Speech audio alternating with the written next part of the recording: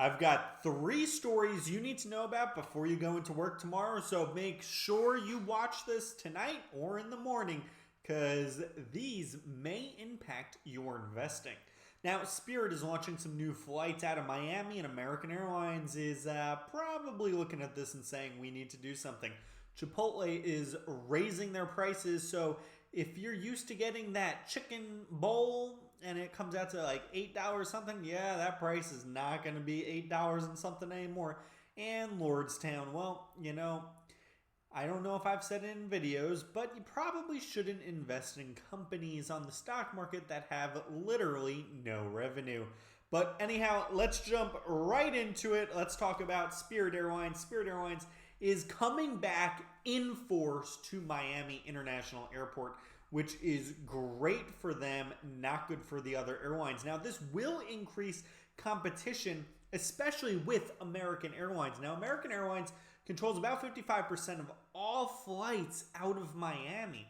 So this move, obviously it's going to get on American Airlines' radar. They're going to be seeing what they can do to increase competition. And you never know, you might see some fare wars on this depending on where Spirit will be flying from.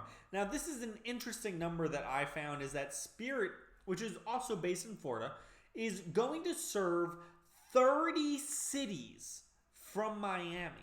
That is incredible. So that's a great amount of flights. They're going to be doing a lot of work. Now, what's also interesting is that they are the largest airline at Fort Lauderdale. Not Miami, but it is a hub.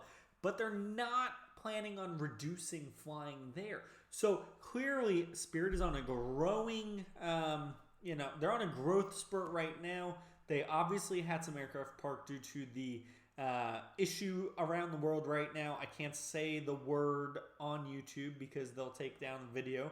But anyhow, that is great. Now, Southwest Airlines is also looking at expanding into Miami. So there will be a lot of competition going on there. But, American Airlines, they have a great network built there. 55% of flights, 5,100 flights out of there just in June alone. They fly around the United States as well as to South America. Now, obviously, those flights to South America are reduced. Now, if you're in the airport and you're planning on getting food, typically I find a Chipotle, a Chick-fil-A, something like that. Well, yeah. When you go to Chipotle, I almost said Chick-fil-A. When you go to Chipotle, you may see the prices increasing a bit. Now, that's because they decided to increase employee wages. And that's because there is a shortage of employees, a shortage of people willing to work for certain wages. And, there's other issues at play. There's unemployment. There's federal unemployment on top of that. And it starts to become, I'm just not going to go to work if it's only going to pay me $10 an hour. I can make more money sitting at home on unemployment. Now, that is one concern. The other concern is, is it worth it to work in an environment which it may be a higher risk, right? You're dealing with a lot of people at the restaurant, etc. Am I at a higher risk? So that could be another factor, but Chipotle seems to have increased their pay. They'll be starting them around $11 to $18 per hour. I'm sure they'll get interest from that. But you have to come up with that money somewhere. Restaurants don't just make a ton of money and, that's that.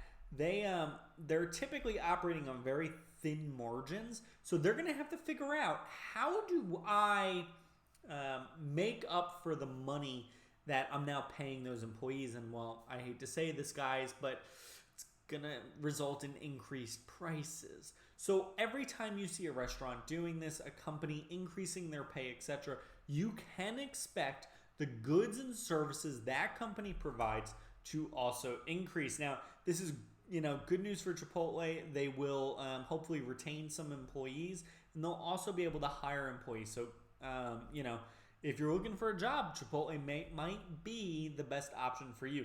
Now, if you're looking for a vehicle to go to Chipotle in and you had wanted one of those Lordstown EVs, well, guess what? Yeah, well, they're not going to be giving it to you. They submitted a regulatory filing where they said there's substantial doubt about its ability to continue. Um, yeah, this is the company that went public through a SPAC deal. Look, I've been telling you guys over and over and over on TikTok, on YouTube, on Instagram, everywhere. Don't, or at least I do not invest in companies that don't sell anything. They have no money coming in. Right now, they're nothing, right? Now, they could be something. Tesla was nothing, and it became something.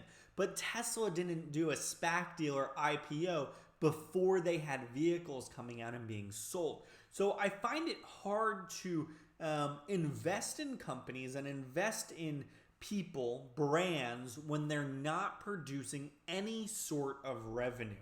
Now, they are working on getting some funds. They're going to need a lot of it, but when they're submitting a document to regulatory agencies that there is substantial doubt about its ability to continue as a going concern in the next year due to problems in funding production, you have to start looking at risk mitigation. Is right now the time to pull out? Maybe it's to wait and see if they get funds. But if they're not able to get those funds, or those funds can only pay for 2 or 3 more months of operation, you may consider getting out as soon as possible. My name's Corey. This is Money Isn't Hard. I do this because, well, to be honest, guys, I find it fun. If there's a topic you want me to talk about, or you think that I said something stupid, or you want to ask a question, leave it in the comments below. Hit the like, subscribe. If you don't want to, don't. But this is Money Isn't Hard. And remember, guys, it just takes a little bit of effort, and you can become rich. Hit that like. Appreciate you guys. Remember, money's not hard.